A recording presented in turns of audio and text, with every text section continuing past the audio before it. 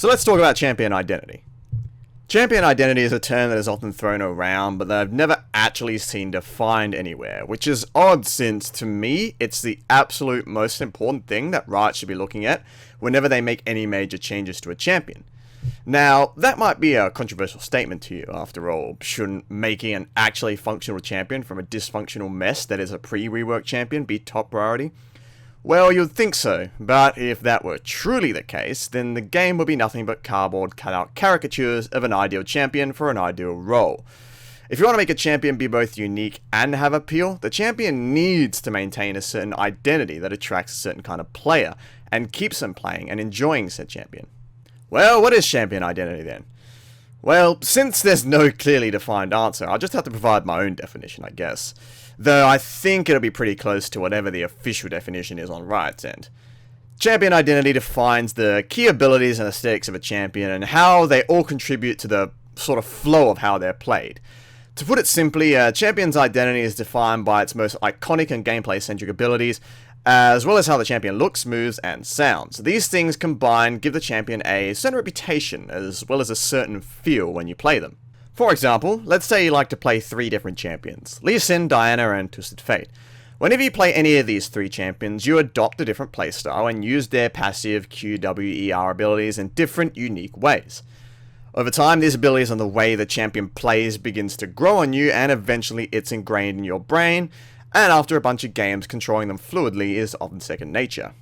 Now, over time, should you pick one of these champions and decide to master them, their identity will become more and more important to you, since you've found a champion that you enjoy, and were the specific abilities that define their playstyle to be drastically altered, you would no longer enjoy them. Chances are you might not even believe they're the same champion.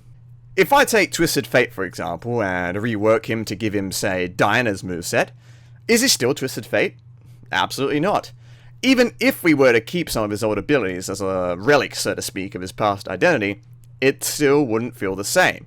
If we kept his W ability, pick a card, but replaced the rest of his abilities with Diana's, well, besides the fact that it would have one horrible shitshow clusterfuck of a champion, that champion would most certainly not be Twisted Fate. The mere fact that we decide to preserve one part of his identity does not mean that he still remains there in any way. The identity of a champion is established by the connection its abilities have with each other, and how they create fun, engaging, and unique gameplay, rather than the abilities on their own. Let's give you an example here. We'll take my favourite champion, Singed.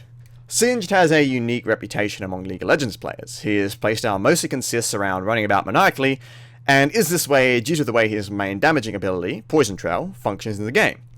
Additionally, his iconic fling means that most players have an ingrained sense of fear when playing against Singed, since that displacement ability will very often lead to their deaths if they are caught by it.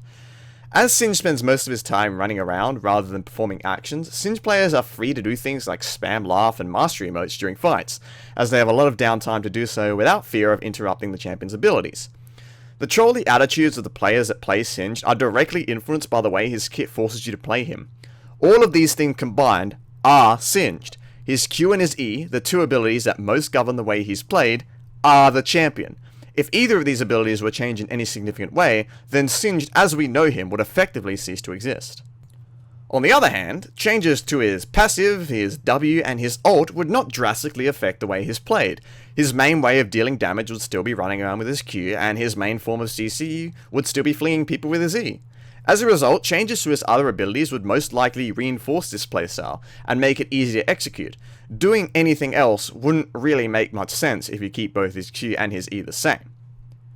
So hopefully I've clearly explained champion identity to you, as well as why it's important. So let's look at some of Riot's champion reworks and how they've handled the preservation of the respective champion's identity. Let's start off strong with a good example, the Gangplank rework. Old Gangplank's key abilities were his Parlay, his Oranges, and his Ultimate. These 3 abilities governed the way he was played, and how he was played around.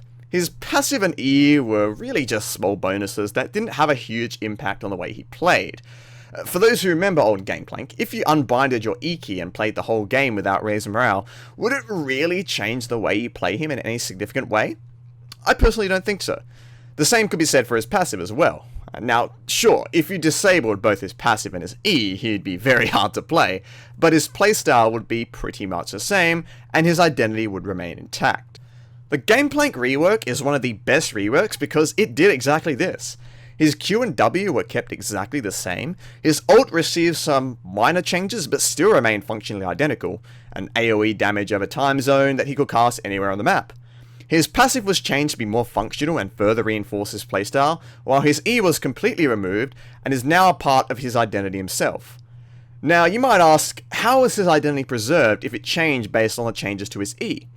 Because the changes to his E reinforced his in-your-face and aggressive style of play in teamfights, while further bolstering his I'm gonna poke you the fuck down then all in your sorry ass laning phase.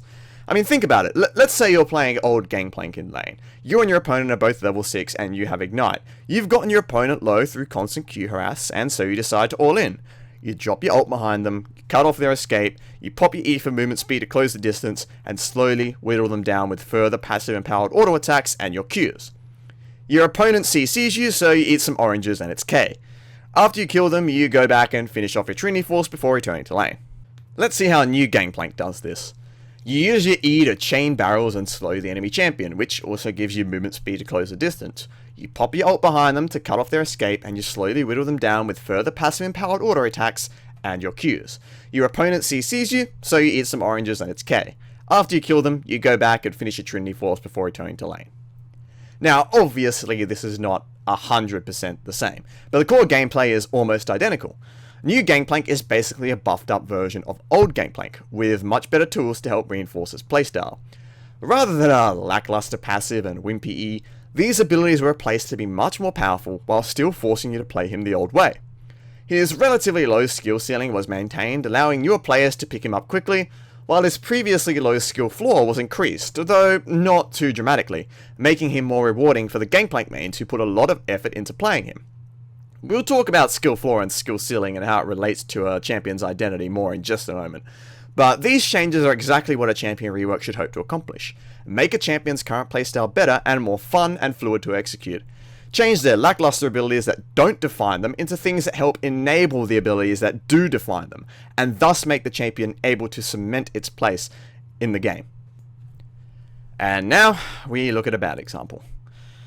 Oh rise, you poor unfortunate soul. How the mighty have fallen. Despite his constant picks in pro play over the years, I think there are very few people out there who wouldn't admit that both of Rise's reworks have been absolute failures. His champion identity was further buried with each one, and trust me, I know this, because old Rise was absolutely my favourite champion in this game.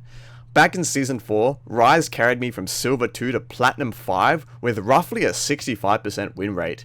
This was the old basketball throwing Rise, with all of his abilities being point and click, and him having a place as a low skill floor machine gun mage, who focused on building cooldown reduction and mana to spam abilities. His powerful late game was balanced by a poor early game, and he required his Tear and Rod of Ages to stack up before he could do much meaningful damage.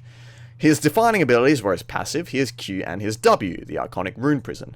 Despite having a low skill floor, Rise's skill ceiling was uncharacteristically high for a point-and-click champion, due to the way his passive interacted with his other abilities and the combos that you could pull off with that interaction.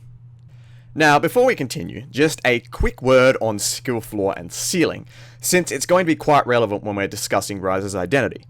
Skill floor refers to the minimum amount of skill a player needs to have to play that champion to a competent level. If you've been playing a champion for the last 10 games but have fared and performed poorly in each one, chances are you don't yet meet this champion's skill floor and need much more practice.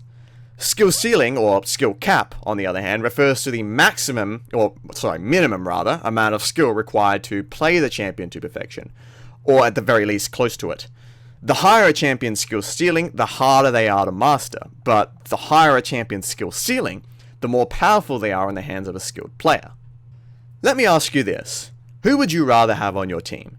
A Garen main with 500 games on the champion, or a Lee Sin main with 500 games on the champion? Now, ignoring the specifics of the game, of course, disregarding team comps, I'd go for the Lee Sin main over the Garen main. Lee Sin's skill ceiling is very high, but Garen's skill ceiling is very low. It doesn't take all that much time to master Garen. But Lee Sin, on the other hand, well, in my opinion, and that's all it can really be, an opinion, you're not a good Lee Sin player unless you're at least high diamond.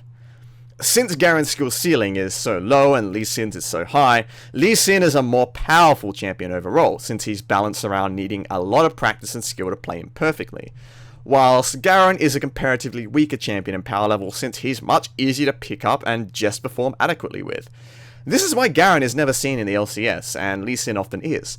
Why would a pro player, someone with a great deal of skill, play a champion that cannot effectively translate their skill into power?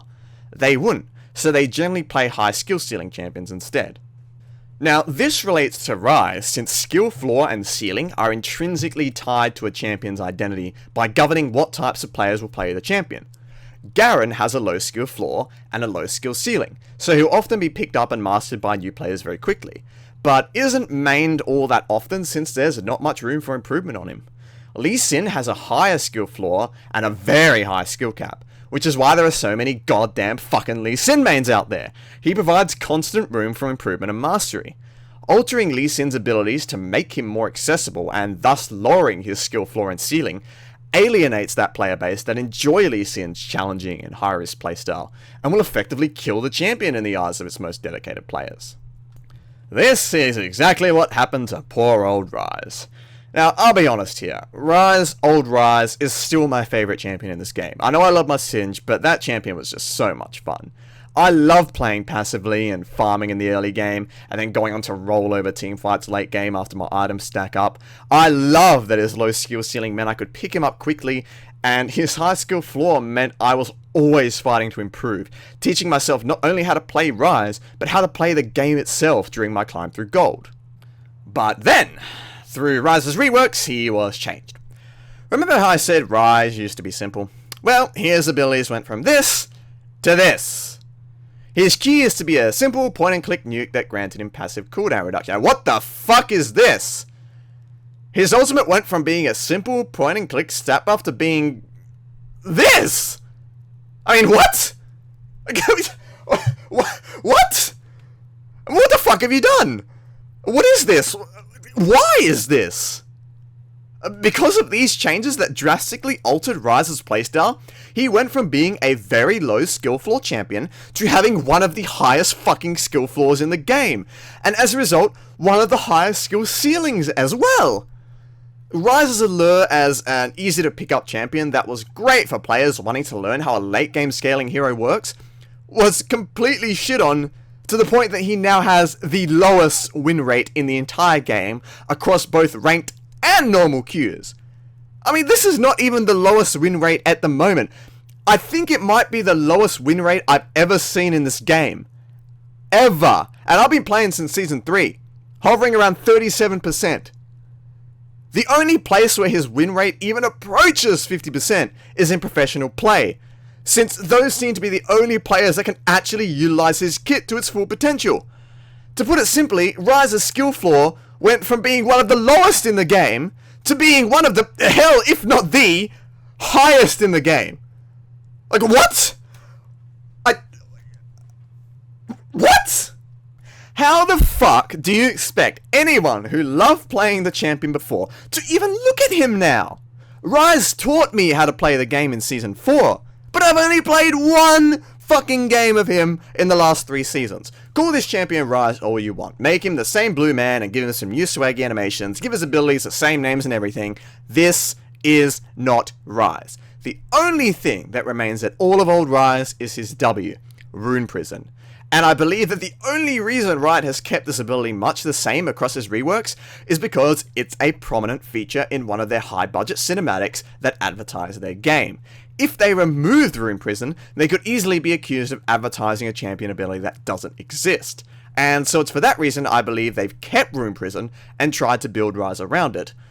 While doing so though, they shit on his old identity and his old key abilities that defined him. They took Rise to a dark alley, they shot him in the back of the fucking head, they designed a new champion, gave him some swanky plastic surgery, painted him blue, and dubbed him Rise. I'm sorry, but this is not Rise. Rise is dead. Rise has been dead for years, and I'm sure any rework Riot gives him in the future will just be another layer of fucking dirt thrown on top of his shallow grave.